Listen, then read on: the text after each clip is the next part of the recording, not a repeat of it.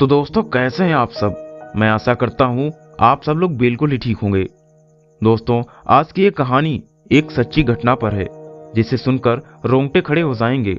इस कहानी में सुनने को मिलेगा कि एक चुड़ैल एक व्यक्ति के पीछे पड़ गई थी। वो उससे दिल की बातें करती थी।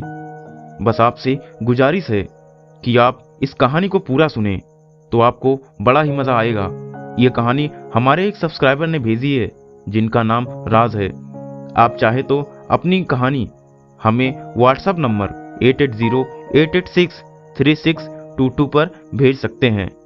कहानी शुरू करने से पहले आप सभी से एक छोटी सी रिक्वेस्ट, अभी तक आपने हमारे चैनल को सब्सक्राइब नहीं किया तो सब्सक्राइब करके बेल आइकन को ऑल पर सेलेक्ट कर लीजिए।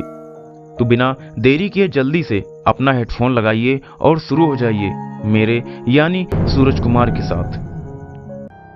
उमरा सुल्तानपुर का एक छोटा सा गांव है। ये घटना अरुण के साथ 10 साल पहले घटी थी। उमरा गांव के आसपास बांस बगीचे बहुत हैं, कहीं आम का बगीचा तो कहीं बांस का बगीचा। उस इलाके में अब भी भूत प्रेतों की घटनाएं होती रहती हैं। लोगों को इस अनसुलझी आत्माओं के डरावने अनुभव हुआ करते हैं।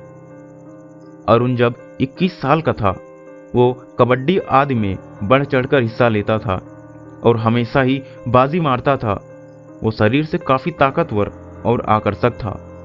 अरुण के घर के लगभग 300 मीटर दूरी पर उसका एक आम का बगीचा था जिसमें लगभग 15-16 पेड़ थे और इस बगीचे के एक कोने में एक बांस की कोठी है। आम का समय था और इस बगीचे में हर तरफ पेड़ की डाली पर आम लदे पड़े थे। घर के काम काजों के अलावा आम के बगीचे की रखवाली भी अरुण ही करता था। रात होने के बाद, खाने के बाद अरुण अपना बिस्तर चारपाई के साथ सोने के लिए बगीचे में लेकर जाता था। एक दिन वो सोने के लिए खेत में पहुंचा और सो रहा था। अरुण डरता तो नहीं था। रात में बगीचे में तेज हवाएं चल रही थीं। सियार की चिल्लाने की आवाज सुनाई दे रही थी। रात को करीब 12 बज रहे थे। अचानक उस बांस की कोठी से एक खड़खड़ाहट की आवाज सुनाई दी। अरुण की आंखें खुल गईं। उसने कोठी की तरफ देखा। उसे लगा शायद कोई सियार ही कोठी में गया होगा। तभी बांस के हिलने की आवाज सुनाई दी। अरुण लाठी लेकर बैठ गया था। काली रात को 12 बज रहे थे। तेज हवाओं का झोंका बह रहा था। वो बांस की चरचर की आवाज उसे थोड़ा सा डरा ही दी। अचानक उसे एक भयानक और डरावनी आवाज सुनाई दी। वो डर कर कांप रहा था। फिर किसी और से रोने की आवाज सुनाई दी। उसने देखा एक सफेद साड़ी में लेपटी हुई एक महिला कोठी की तरफ से रोते हुए आ रही थी। वो हक्का बक्का था, आवाज भी नहीं निकल रही थी। किसी तरह वो डरते डरते बड़ी हिम्मत करके उससे पूछा, तुम हो कौन और इतना रात को यहाँ क्या कर रही हो? उसके बाद इस बात से वो डरावनी हंसी हंसने लगी और रोने लगी और बताने लगी, जब वो 17 साल की थी, 10 साल पहले उसे गला दबाकर मार दिया गया था। उसकी लाश इस कोठी में ही फेंक दी गई थी। तब से ये कोठी ही उसका घर हो गया। उस औरत ने कहा, बहुत दिनों से तुम्हें यहाँ देखती हूँ। तुम एक अच्छे इंसान हो और तुम मुझे पसंद हो। पता नहीं क्यों तुमसे मुझे प्यार हो गया। मैं तुम्हारे साथ रहना चाहती हूँ। क्या मुझे अपनाओगे? अरुण बहुत डरा हुआ था।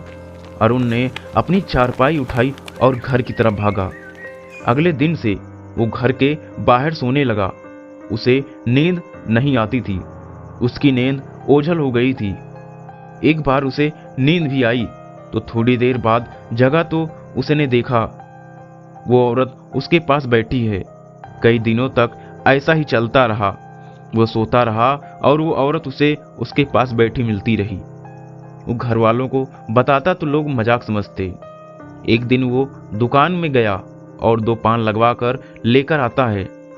एक पान वो खा लेता है और दूसरा कागज में लिपटा हुआ वो पान लेकर सो जाता है। उसने उस दिन महसूस किया कि वो औरत आज नहीं आई। वो बहुत खुश हुआ। उसे लगा शायद इस पान की वजह से ऐसा हो रहा है। जब पान की पुड़िया को उसने खोला तो कागज में देखा भूतों को भगाने का एक छोटा सा मंत्र साफ लिखा हुआ था। वो अब समझ चुका था कि वो औरत उसके पास क्यों नहीं आती। तब से वो उस कागज के टुकड़े को साथ ही लेकर सोता था।